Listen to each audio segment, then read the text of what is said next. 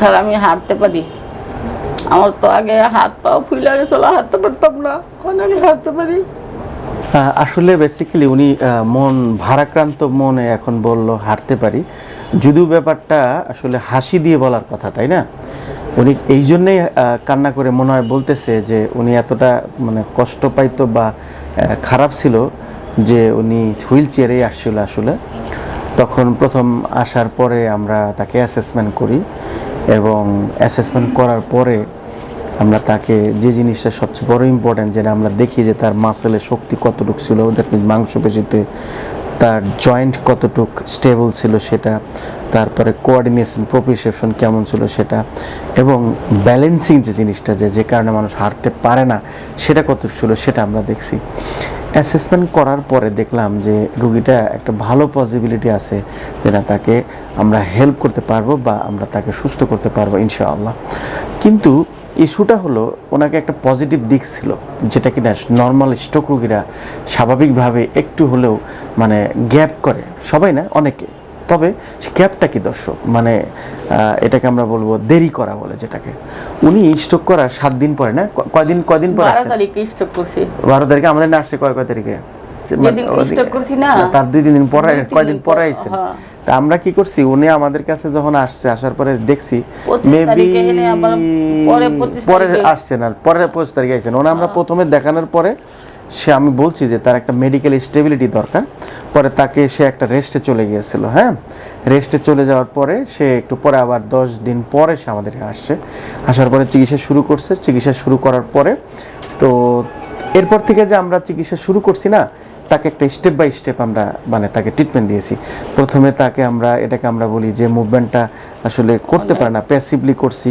তারপরে active assisted exercising করছি, যেটা কিনা রোগীও করবে আমরাও করব। এটা কিন্তু মূল তথ্য, আসলে মূল ইনফরমেশনটা এটাই যে এটাকে according to the assessment of Oxford scale রুগী যেটা পারবে না সেটা করিয়ে দিতে হবে। যদি রুগী যেটা অর্ধেক পারবে সেটা আমরা অর্ধেক করিয়ে দিব, আর রুগী অর্ধেক করবে। যেটা রুগী একা পারবে বরঞ্চ সে একা করবে, এবং মোর স্ট্রেংথেনিংয়ের জন্য তাকে আরও রেজিস্ট্যান্স দিয়ে, ভর দিয়ে বা উল্টা চাপ দিয়ে এক্সারসাইজ করাতে হবে, অপোজিট চাপ যেটা অ্যাগেনিস্ট বা স্ট্রেংথেনিং প্রোগ্রাম বলে। তাহলে রুগী এভাবে ভালো হয়। যার দরুন কিন্তু তাকে আমরা প্রথমে ওইভাবেই প্যাসিভ করাইছি, তারপরে তাকে আমরা স্বাভাবিকভাবে হুইল চেয়ারের পর থেকে এক্সারসাইজ করার পরে, থেরাপিউটিক এক্সারসাইজ করানোর পরে তাকে আমরা প্রথমেই নিজে নিজে ধরে রুগী না মানে ডিপেন্ডেন্ট ওয়াকিং যেটাকে বলে, যে থেরাপিস্টের মাধ্যমে ডিপেন্ডিং ওয়াকিং মানে পিছনে ধরে বা সে হাঁটছে। আর তারপরে তাকে আমরা সেলফ আনছি, কিন্তু সেটাও dependent but with the stick. তারপরে সে স্টিক দিয়ে হাঁটছে। স্টিক দিয়ে হাঁটার পরে যখন দেখছি না স্টিক দিয়েও সে ব্যালেন্স মোটামুটি আসছে, তারপরে তো আমরা তাকে সেলফ এক্সারসাইজিং করাইছি। তো ইস্যুটা হলো রুগী কিন্তু এখনও পুরোপুরি সুস্থ হয়নি। দেন আমরা যখন বুঝি রুগীটা এইটুক ভালো হওয়ার পরে বাসায় গেলেও এক্সারসাইজগুলা নিজেরা করতে পারবে বা রুগী বা রুগীর লোকজন করাইতে পারবে, তখন আমরা তাকে ছেড়ে দিই। এখন ওই অবস্থায় তার আসছে যেটা কিনা আমরা এক্সারসাইজ শিখিয়ে দিচ্ছি বাড়িতে। আশা করি হয়তো পরবর্তী 2-3 সপ্তাহে অনেকটা সুস্থ হয়ে যাবে। তারপরেও তাকে আমরা বলছি যদি সম্ভব হয় আবার দেখা করতে।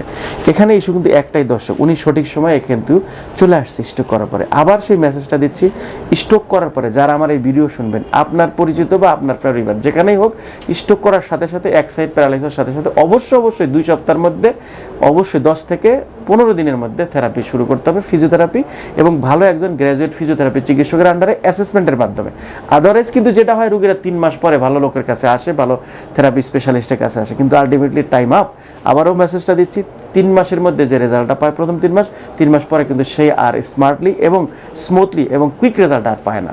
তো সেই ক্ষেত্রে দর্শক মেসেজ আজকে এইটাই যে অবশ্যই 10 থেকে 15 দিনের মধ্যে থেরাপি শুরু করবেন। আর কিছু বলবেন আপনি? আল্লাহ দিলে নাই, আমি অনেক সুযোগ সুবিধা পাইছি আর অনেক হেল্প করছে আমারে। আমি আপনার কথা জীবনও বলতে পারবো না। আচ্ছা, থ্যাংক ইউ। আমরা চেষ্টা করছি আসলে দর্শক, যে অনেক রুগী আসে তারা টাকা পয়সা কম থাকে, চেষ্টা করি তো সবাই যে আসলে আলটিমেটলি পারি সবাইকে তা না, তবে আমরা চেষ্টা করি এবং এই চেষ্টা অব্যাহত থাকবে ইনশাআল্লাহ। আসসালামু আলাইকুম।